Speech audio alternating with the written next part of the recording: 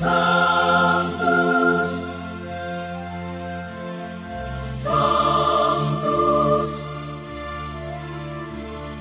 Sanctus Dominus Deus Sabaoth.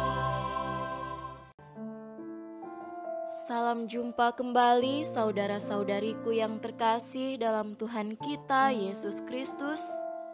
Salam sejahtera untuk kita semua. Berkat Allah yang Maha Kuasa senantiasa menyertai kita.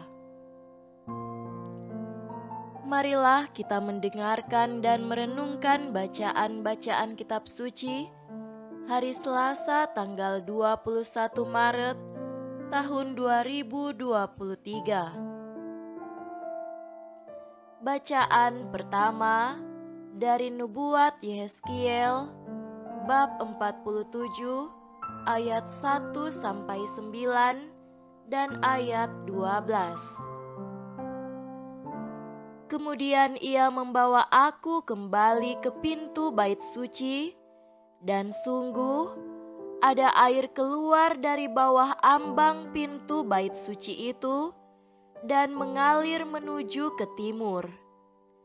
Sebab bait suci juga menghadap ke timur. Dan air itu mengalir dari bawah bagian samping kanan dari bait suci itu sebelah selatan mezbah. Lalu diiringnya aku keluar melalui pintu gerbang utara, dan dibawanya aku berkeliling dari luar menuju pintu gerbang luar yang menghadap ke timur. Sungguh, air itu membual dari sebelah selatan. Sedang orang itu pergi ke arah timur dan memegang tali pengukur di tangannya. Ia mengukur 1000 hasta dan menyuruh aku masuk dalam air itu, maka dalamnya sampai di pergelangan kaki. Ia mengukur 1000 hasta lagi dan menyuruh aku masuk sekali lagi dalam air itu. Sekarang sudah sampai di lutut. Kemudian ia mengukur 1000 hasta lagi dan menyuruh aku ketiga kalinya masuk ke dalam air itu. Sekarang sudah sampai di pinggang.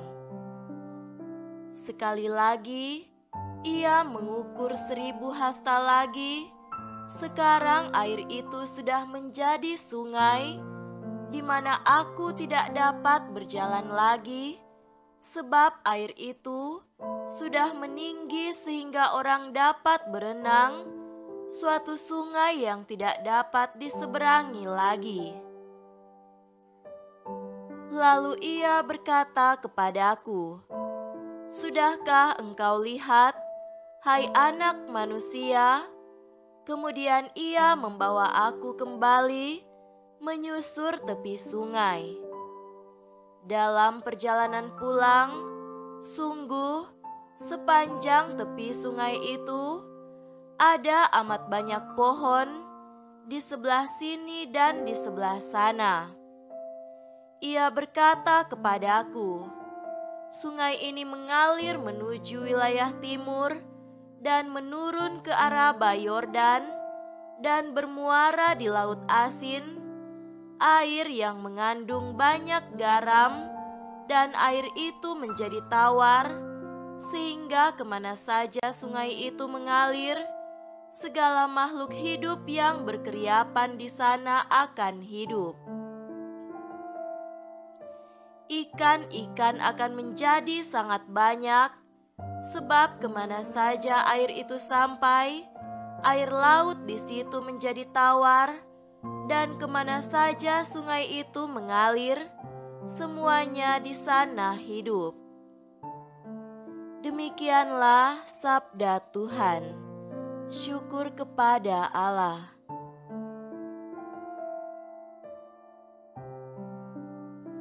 Semoga Tuhan beserta kita sekarang dan selama-lamanya. Inilah Injil suci menurut Yohanes. Dimuliakanlah Tuhan. Injil Yohanes bab 5 ayat 1 sampai 3a dilanjutkan dengan ayat 5 sampai 16. Sesudah itu ada hari raya orang Yahudi dan Yesus berangkat ke Yerusalem. Di Yerusalem, dekat pintu gerbang domba, ada sebuah kolam yang dalam bahasa Ibrani disebut Betesda. Ada 5 serambinya, dan di serambi-serambi itu berbaring sejumlah besar orang sakit. Di situ ada seorang yang sudah 38 tahun lamanya sakit. Ketika Yesus melihat orang itu berbaring di situ, dan karena ia tahu bahwa ia telah lama dalam keadaan itu, berkatalah ia kepadanya, "Maukah engkau sembuh?" Jawab orang sakit itu kepadanya, "Tuhan, tidak ada orang yang menurunkan aku ke dalam kolam itu apabila airnya mulai goncang, dan sementara aku menuju kolam itu, orang lain sudah turun mendahului aku." Kata Yesus kepadanya, "Bangunlah, angkatlah tilammu dan berjalanlah." Dan pada saat itu juga sembuhlah orang itu, lalu ia mengangkat tilamnya dan berjalan. Tetapi hari itu hari Sabat. Karena itu, orang-orang Yahudi berkata kepada orang yang baru sembuh itu, "Hari ini hari Sabat, dan tidak boleh engkau memikul tilammu."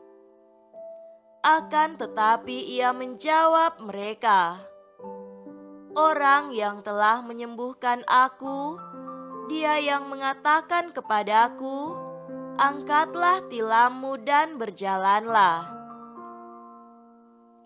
Mereka bertanya kepadanya, "Siapakah orang itu yang berkata kepadamu, 'Angkatlah tilammu dan berjalanlah'?" Tetapi orang yang baru sembuh itu tidak tahu siapa orang itu, sebab Yesus telah menghilang ke tengah-tengah orang banyak di tempat itu.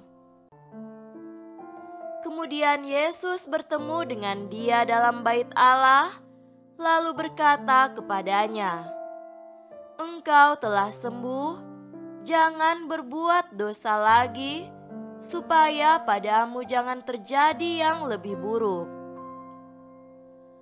Orang itu keluar, lalu menceritakan kepada orang-orang Yahudi bahwa Yesuslah yang telah menyembuhkan dia. Dan karena itu, orang-orang Yahudi berusaha menganiaya Yesus karena ia melakukan hal-hal itu pada hari Sabat. Demikianlah sabda Tuhan. Terpujilah Kristus.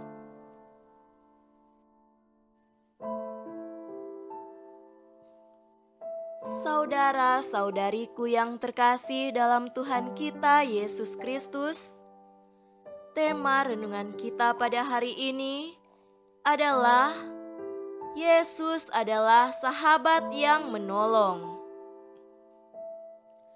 Bacaan Injil hari ini menunjukkan sedikit tentang air sebagai simbol penyembuhan, simbol kehidupan baru.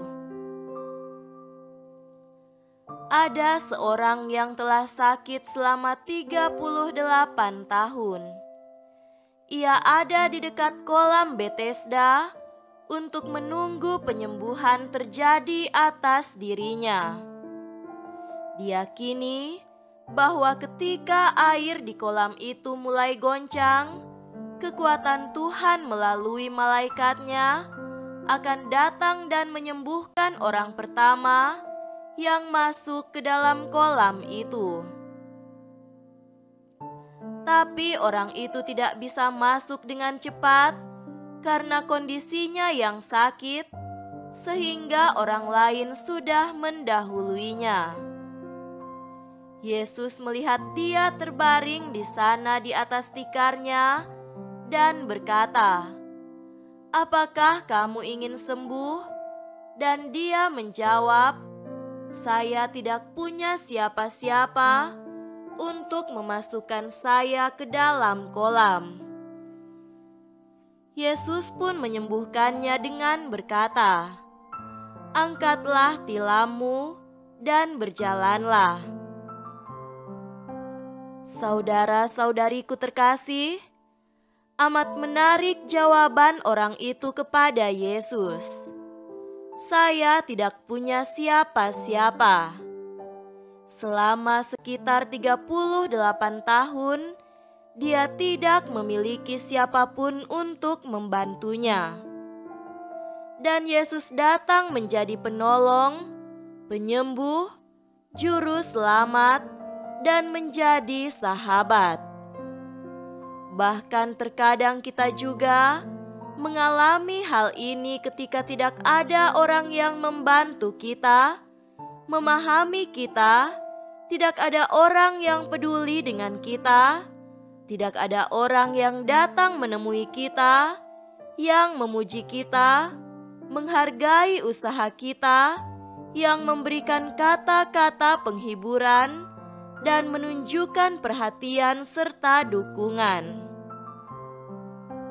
Bahkan, jika setiap orang sepertinya ingin menyingkirkan kita, dan kita merasa ditinggalkan dan diabaikan. Pada saat kita berada dalam pengalaman seperti itu, dan kita tidak memiliki siapapun, ingatlah bahwa Yesus adalah Dia yang kasih-Nya abadi dan setia. Setiap orang mungkin menyingkirkan kita, tetapi Yesus tidak pernah melakukan itu karena kasih-Nya setia, bertahan selamanya. Kita diundang untuk mendekat kepadanya, bersandar padanya, berpegang teguh padanya, tetapi juga belajar darinya bagaimana menjadi penolong bagi sesama kita, sahabat orang lain, menjadi seseorang bagi mereka yang membutuhkan. Semoga demikian. Amin.